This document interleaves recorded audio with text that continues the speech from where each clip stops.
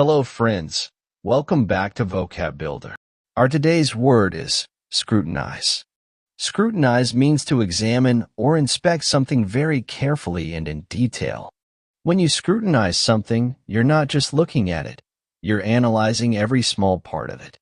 It's often used in formal or professional situations like legal cases, research, or business audits. This word shows a high level of attention to detail.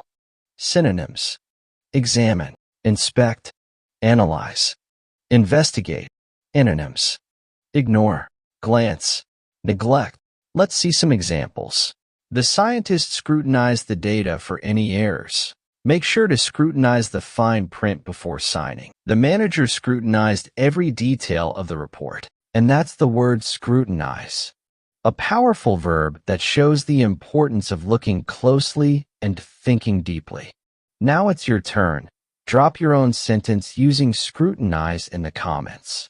And if you love learning words that make your English sharper and more professional, don't forget to like, share, and subscribe to Vocab Builder. See you tomorrow with another impactful word.